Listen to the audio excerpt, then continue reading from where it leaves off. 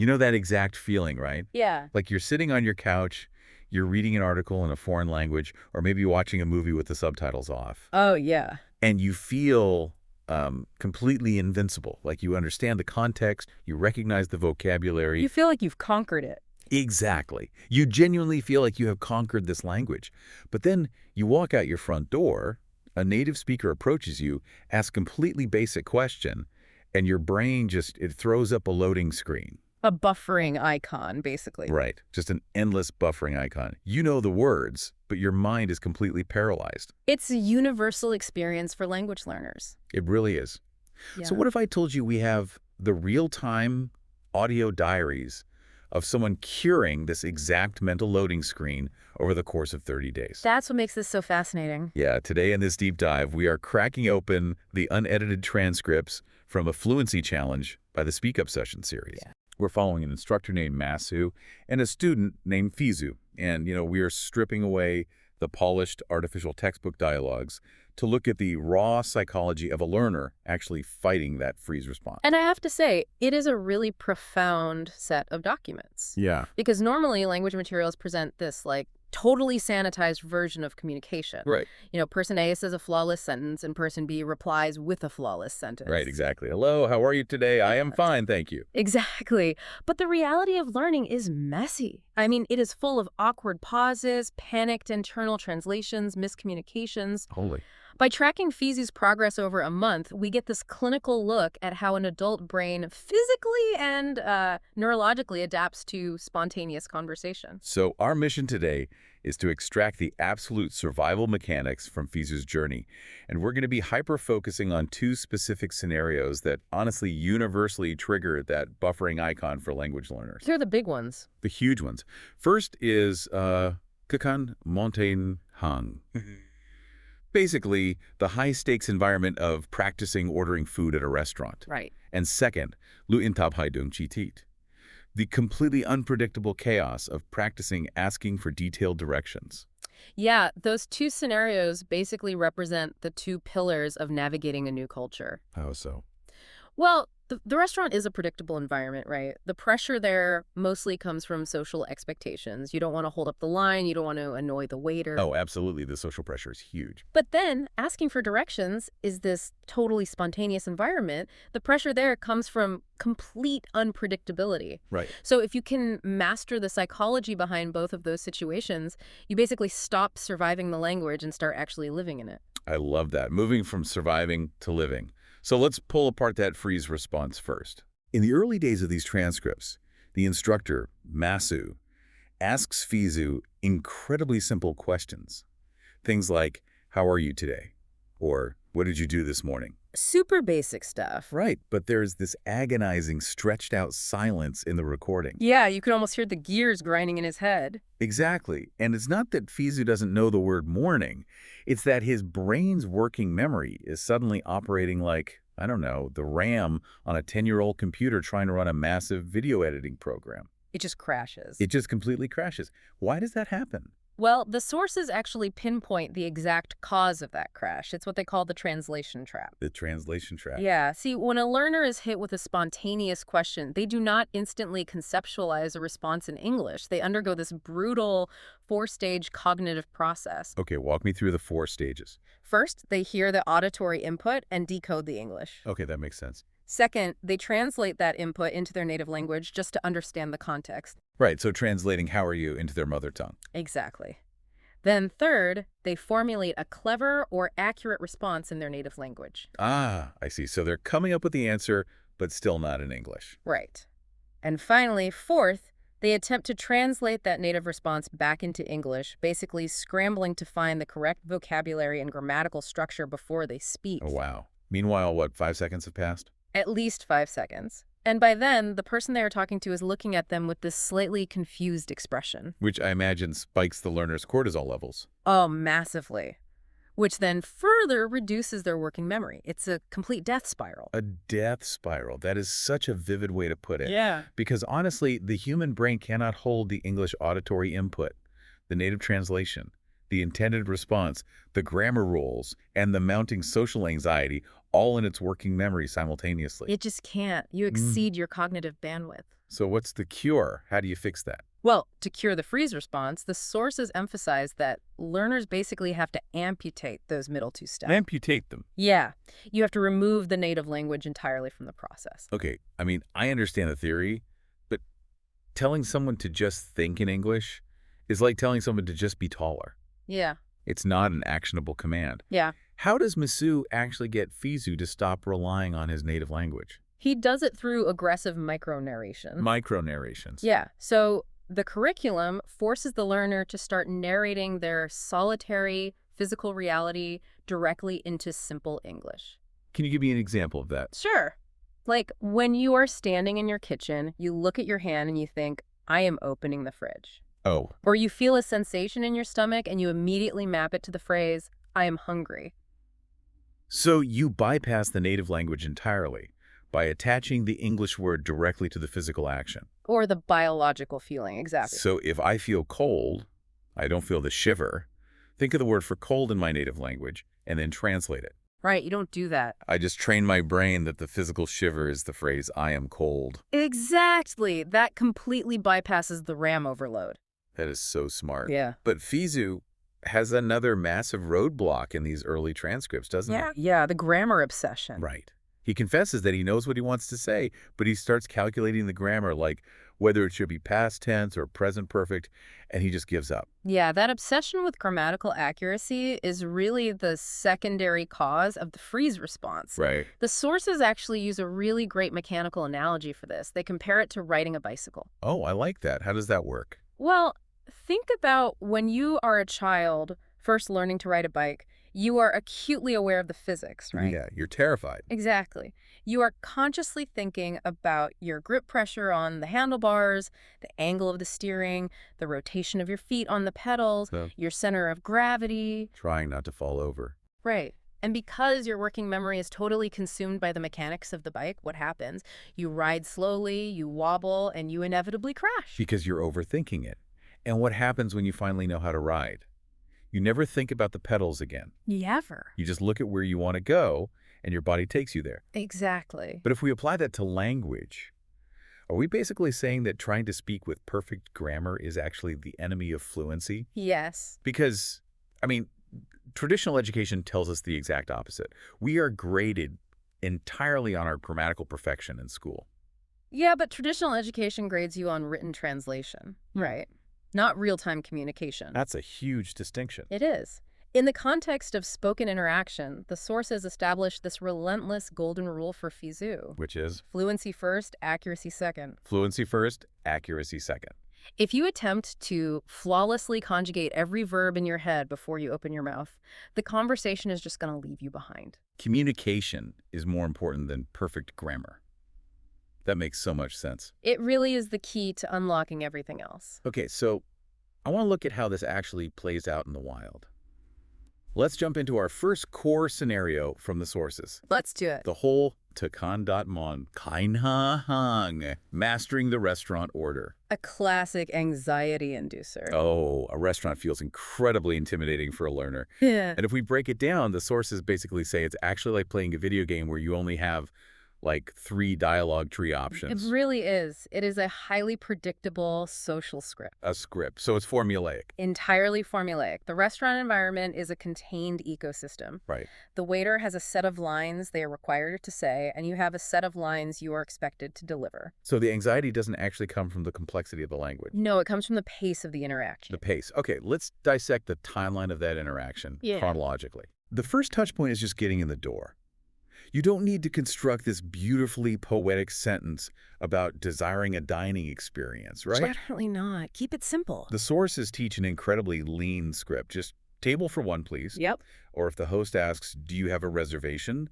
You deliver a simple yes or no. And notice the inclusion of the word please in that first interaction. Right. Table for one, please.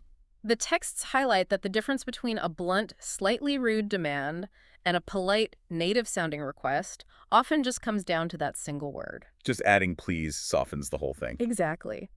But the real friction point in the restaurant script, the moment where learners universally panic, happens about, I'd say, 3 minutes after they sit down. Oh, I know exactly what you're talking about. Yeah. The dreaded approach of the waiter. Yes. You are staring at a menu. You are trying to mentally translate Yeah. what pan-seared means or what kind of sauce is on the chicken. Panicking internally. Right. And suddenly the waiter is standing over you asking, "Are you ready to order?" And because you don't want to inconvenience them, your brain crashes. It totally crashes.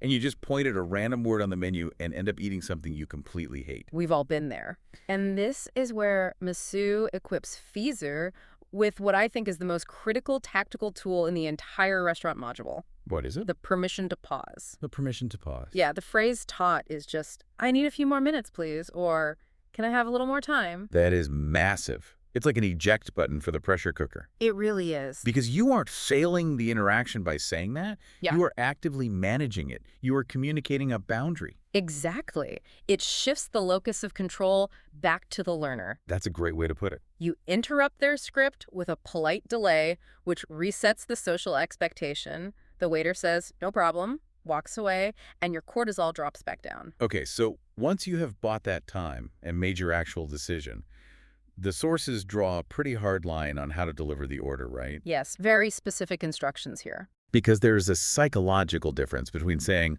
"I want the chicken," and "Can I have the chicken, please?" Or "I'd like a chicken sandwich." Right. "I want" just sounds so aggressive. It sounds like a toddler demanding a toy. Yes. "I want cookie." Exactly. "Can I have" or "I'd like" softens the impact. It turns a command into an inquiry. Which just sounds so much more natural and polite. But you know what I find most compelling in these transcripts? What's that? Tracking Fizu's actual behavioral change between day 1 and day 8 in this exact scenario. Oh, the progression is amazing. It's night and day. On day 1, he is barely surviving the interaction. The waiter asks how many people, and Fizu just stammers out, "Just one! Only me!" It's very defensive language. Defensive, right. He is treating the waiter's questions as threats that need to be neutralized as quickly as possible with the fewest amount of words. Just get it over with so the waiter leaves. Right, but look at the shift by day 8. He is no longer defensive. He is participatory. Yes. When the waiter asks what kind of dressing he wants on his salad, Fizu doesn't just nod or pick the first word he hears. He actually pushes back. He asks a clarifying question. He says, "What options do you have?" That is such a profound leap in confidence. It really is. Yeah. He is actively prompting the native speaker to provide him with more data. He isn't afraid of the waiter's vocabulary anymore. No. And then, my favorite part, he throws in that brilliant modifier when ordering his meal. Oh, the fries. Yes. He doesn't just say "with fries," he says "with fries on the side." That's huge, because "on the side" is a very culturally specific modifier. Right. It's not something you necessarily find in a beginner textbook. No, it shows that he understands the mechanics of how food is served in that environment. He knows how to customize his reality. He is manipulating his environment using English rather than just enduring it. Exactly. He's taking control of the interaction. Okay, so we also see them tackle a classic source of anxiety right at the end of the meal. Ah, the payment phase. Yes.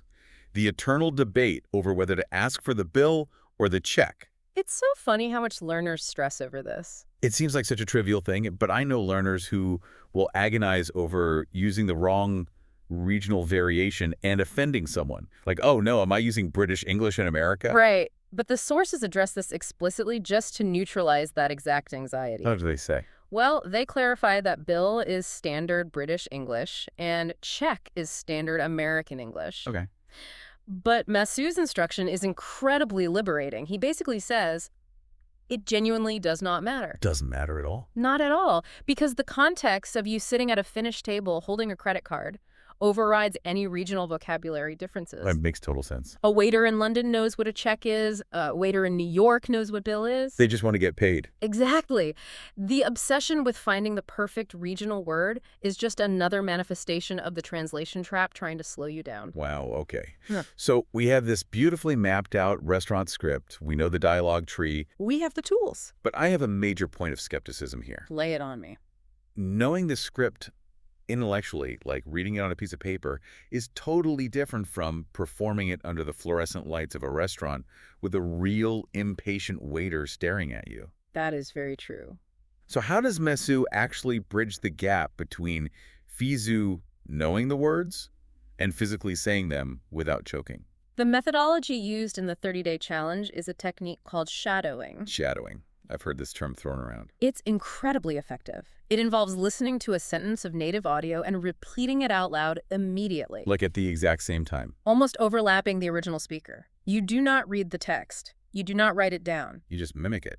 You process the auditory signal and immediately force your vocal cords to recreate it. Oh, wait. You're telling me that mumbling to myself alone in my kitchen is actually going to stop me from having a panic attack in front of a busy waiter? That feels like a massive leap. How does making sounds in a completely safe, isolated space translate to surviving high-stakes social pressure? Because you are fundamentally misunderstanding what language is. Okay, school me. We treat language like it's a purely intellectual exercise, like solving a math equation on a chalkboard. Right. But it is not. Spoken language is a physical, biomechanical, athletic event. Athletic event. Think about it. In your native language, your brain has spent decades building hyper-efficient neural pathways to your tongue, your jaw, your lips, your vocal cords. Okay, yeah. It knows exactly how to contract the muscles to produce those specific sounds effortlessly. But when I try to speak a new language, I am asking those same muscles to make shapes and execute timings they have literally never done before. Precisely. It feels clumsy because your physical speaking muscles are weak in that specific language. Oh, wow. Shadowing is not about memorizing vocabulary. It is physical conditioning for your vocal tract. So it's like going to the gym for your mouth. Exactly. When you stand in your kitchen and practice saying, "Can I have the check, please?" out loud 20 times, you are laying down the neurological wiring between the thought and the muscle movement. I see. So when I am at the restaurant and the pressure is on, I don't have to consciously think about how to formulate the sentence. No, because your mouth already knows the physical path. I am just relying on muscle memory. That is fascinating. You completely bypass the working memory. But, and this is key, the transcripts reveal a crucial caveat about how to actually build this muscle memory. What is it? Consistency universally dominates volume. What do you mean by that? The sources emphasize that spending just 5 to 10 minutes a day actually speaking out loud is exponentially more effective than sitting down on a Sunday and studying grammar rules in a textbook for 3 hours. Oh, I see. Because the 3 hours of reading just builds intellectual knowledge. Right. But the 5 minutes of shadowing builds the physical reflex. Yes. You can't learn how to ride a bike by reading a physics textbook on a Sunday. Exactly. You have to physically get on the bike every single day. Man, that is such a paradigm shift. Okay, so we just saw how memorizing this physical script saves us from the freeze response in a predictable environment like a restaurant. The controlled ecosystem. Right. But what happens when you rip up the script? Total chaos. Exactly. What happens when you step out of that restaurant, take a wrong turn, your phone dies, and you have to speak to a completely unpredictable stranger on the street? The ultimate stress test. Which brings us to our second major focus from the sources. Luchtub Hoidung Titit. The art of practicing asking for detailed directions. This is where the training wheels truly come off. Oh, for sure. The restaurant is controlled. The street is chaos. You have to initiate contact with a stranger who has their own agenda, their own walking speed, and probably their own regional accent. Right. It's everything Fizu has learned put to the fire. And the transcripts dedicate a massive amount of time to this scenario, right? A huge amount. Days 1, 2, 7, 8, and 9 all feature direction role plays. Wow, they really hit it hard. So let's look at the tactical breakdown of how Matthew teaches this. It starts with the approach. The approach. Right, because if you walk up to a stranger and just shout, "Train station! Where?" they're going to assume you are a threat or incredibly rude and just keep walking. Yeah, that's a quick way to get ignored. The approach requires a soft, polite entry to basically disarm the stranger. What are the recommended phrases? Very simple ones. "Excuse me, can you help me?" Or, "I'm looking for the library." Okay, so you start polite. Right, and this accomplishes two things. First, it signals politeness, obviously. Right. And second, it gives the native speaker a second to tune their ear to your accent before you deliver the crucial information of what you're actually looking for. Oh, that's smart. Give them a buffer so they are actually ready to listen when you say train station. Exactly. But, I mean, getting the stranger to stop is the easy part. The real nightmare begins when they actually start talking. The auditory assault. Yes, you ask for the train station, and they hit you with a machine gun burst of directions. Native speakers are terrible at slowing down. They really are. They don't say Right. go, straight, 4, 2, blocks. No, they blur it all together. Right. It's just one phonetic block. Yeah. Go straight for 2 blocks, turn left at the light just around the corner. It is so jarring for a learner because your brain is desperately trying to isolate individual vocabulary words so you can translate them. But the spaces between the words disappear. Exactly. The sources totally anticipate this panic, though, and they highlight a brilliant, almost defensive communication strategy that FISU deploys. Oh, I know you're going to say the confirmation step. Yes, the confirmation step. This is arguably one of my favorite takeaways from the entire 30-day challenge. It's so effective. Break it down for us. Because after the stranger unleashes this wall of blurred directions, FISU doesn't just nod, say thank you, and walk away hoping he guessed correctly. Which is what most people do. Right, out of pure embarrassment. But FISU doesn't. He aggressively summarizes the data back to them. He repeats it. Yes, he says, so straight, then left at the second traffic light. It is a masterclass in active listening and conversational control. It really is. By repeating the core directional verbs and landmarks back to the speaker, FISU instantly verifies if his translation was actually correct. Right, because if he misheard second light as 7 lights, the native speaker will immediately correct him before he walks 2 miles in the wrong direction. No, the second light. Exactly. But there is a secondary psychological benefit here too, isn't there? Oh, definitely. It buys his RAM more processing time. Explain that. By physically speaking the directions out loud himself, he anchors the vocabulary in his own short-term memory. Okay, yeah. He takes the blurry, fast auditory input he received, and he reproduces it at his own manageable speed. So he slows the whole interaction down. Exactly. It forces the native speaker to engage with him on his terms. That is so empowering. But I want to push back on this entire scenario for a second. Okay, what's the issue? Well, I am looking at my smartphone right now. Right. I have interactive maps that speak to me in my native language. They track my exact location via satellite and vibrate when I need to turn left. It's a modern miracle. It is. Yeah.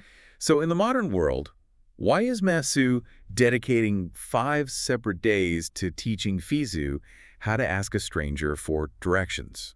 Is this just an antiquated curriculum? I get why you'd think that. It looks antiquated if you believe the goal of the exercise is finding a building. Isn't it? No.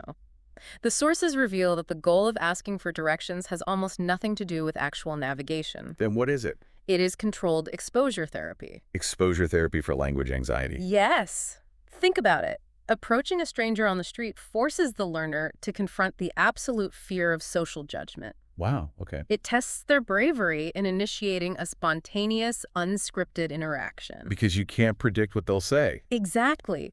When you ask a stranger a question, you have zero control over the variables. They might speak with heavy slang. Right. They might give you a complex shortcut that doesn't make sense. They might just be grumpy. Navigating that unpredictable human reaction builds a deep, resilient type of fluency that blindly following a blue dot on a GPS screen will literally never give you. That is profound. Mm-hmm. It is about proving to yourself that you can survive the friction of real human connection. That completely reframes the challenge, doesn't it? It totally does. It's not about finding the train station. It's about conquering the fear of the stranger. Yep. And whether you are trying to intercept a rushing waiter or stop a local on the street, this 30-day challenge forces the learner to confront one brutal, unavoidable reality. You are going to mess up. You are going to mess up so badly. Your grammar is going to fail. You're going to use the wrong word. It's guaranteed. But the attitude toward messing up is really the core philosophical pillar of the source text, isn't it? It is. Masu does not treat mistakes as failures. He treats them as vital diagnostic data. Diagnostic data. I love that. The mistake mindset basically dictates that if you aren't making errors, you aren't actually communicating. You are just reciting what you already know is safe. And we get to hear this evolution in real time with FISU's grammar in the transcripts. We really do. Let's look at day 1. He's trying to describe his morning routine, and he says, I wake up, I eat breakfast. Right. He is defaulting to the present tense to describe an event that happened in the past. Which is structurally incorrect. Exactly. And in a traditional classroom, a teacher would likely stop him, correct the tense, and perhaps make him feel a bit embarrassed. No, FISU, it's woke up. Right. But Masu lets it flow because the narrative of his morning was still understood. The point got across. Exactly. And the payoff for this psychological safety happens on day 2. What happens on day 2? FISU begins to tell a story about his evening. He says, I wake up, and then there is a pause in the audio. Oh, he catches it. He catches his own error in real time. He self-corrects to, I woke up, I ate dinner. That moment of self-correction is incredible. That is the actual sound of neurological growth happening live. It's amazing to hear. Because if he had been so paralyzed by the fear of saying, I wake up incorrectly on day one, that he chose to just stay silent. He never would have provided his brain with the opportunity to naturally autocorrect on day 2. Exactly. Fluency is not the absence of mistakes. It is the speed at which you recover from them. That's a great way to put it. The instructor repeatedly emphasizes that the people you speak to in the real world, the waiters, the strangers on the street, they do not care about your verb tenses. They are holding a red pen. No. They are not grading you. They're just trying to understand your intent. The crippling fear of being mocked for bad grammar is almost entirely an internal projection. It's all in our heads. And to illustrate how harmless mistakes usually are, the sources detail a classic, highly specific vocabulary mix-up. Oh, this is a great one. The difference between saying I'm bored and I'm boring. Classic mistake. Let's dramatize this for a second. Imagine you are on a first date with someone who speaks English natively. Okay, high stakes. You are at a cafe, there is a lull in the conversation, and you want to express that you are feeling a bit, understimulated. Right. So you look your date dead in the eye, and with complete confidence you declare, I am boring. It is a phenomenal mistake. It is devastating. Yeah. Because I'm bored describes a temporary internal state of lacking entertainment. Exactly. But by changing the ed to an ing, you have accidentally described your permanent personality. Yes. I am boring means you are a profoundly uninteresting person who just drains the life out of a room. You haven't just made a grammar mistake. You have actively insulted your own character. Right. But what is the actual real-world consequence of that mistake? Is your date going to stand up, throw their coffee in your face, and leave because of a participle error? Of course not. Never. They're going to process the context of the situation. They'll realize the linguistic trap you fell into, and they are going to laugh. And you will probably laugh too. Exactly. The mistake breaks the ice. It actually generates the exact human connection and vulnerability that you were terrified of losing. The error becomes a bridge, not a wall. It makes you human. And this leads into a broader liberation that the sources preach, which is the sheer power of simple English. Oh, this is so important. Because learners carry this immense burden, assuming that because they are intelligent, complex adults in their native language, their foreign language needs to sound intelligent and complex immediately. Yes. They want to express their sophisticated adult thoughts using sophisticated academic vocabulary. Give me an example. So instead of saying, I like this meal, they want to say something like, I am exceedingly delighted by the culinary presentation of this dish. Right. And because they can't access the phrase exceedingly delighted in their working memory during a fast-paced restaurant interaction. They freeze, and they say nothing at all. They just sit there silently. The sources aggressively dismantle this instinct. How so? The goal of spoken language is clarity, not poetry. Clarity over poetry. Yes. Saying, I am very happy with this food, is a powerful, effective, and completely native-sounding sentence. It totally is. The smartest communicators in any language use simple structures to convey their ideas efficiently. You do not need a university-level vocabulary to be considered fully fluent in daily life. What a massive relief for the listener. You don't have to compare yourself to a native speaker with 30 years of cultural immersion. No. You don't have to compare yourself to the person in the textbook audio who never stammers. You only have to compare yourself to your own baseline. Exactly. Did you shadow one more sentence out loud today than you did yesterday? Did you ask for fries on the side instead of just pointing at the menu in terror? Progress in language learning is invisible day to day, but it is undeniable month to month. It really is. The transcripts prove that consistency, coupled with a willingness to sound foolish occasionally, is the only required formula. All right, let's synthesize the massive amount of ground we've covered today. We cover a lot. We really did. We started by diagnosing the freeze response, realizing that our brains were simply crashing under the weight of the four-step translation trap. Right. We learned that the cure is putting fluency above perfect accuracy. We mapped the dialogue tree of the restaurant script, taking control by asking for a few more minutes and softening our demands with polite inquiries. The please. Yes, the please. We demystified the shadowing technique, proving that mumbling to yourself in the kitchen for 5 minutes a day is actually vital physical conditioning for your vocal tract. Building those speaking muscles. Exactly. We face the unpredictability of asking for directions on the street, using the confirmation step to slow down native speakers and verify our understanding. Taking control of the chaos. And finally, we dismantled the fear of mistakes, realizing that accidentally calling yourself boring on a date is actually just a stepping stone to genuine connection. Looking at all of these disparate lessons from Fizu's 30-day journey, it brings up a perspective shift that I think is crucial for anyone listening. What is it? Well, we spend so much time stressing about how difficult it is to construct sentences in a new language. But think about how you operate in your native language. Right. When you walk into a cafe in your hometown and ask for a coffee, you are not inventing new grammar. No, definitely not. You are not deeply contemplating syntax or verb conjugation. You are simply playing a pre-recorded tape. A pre-recorded tape. Yeah.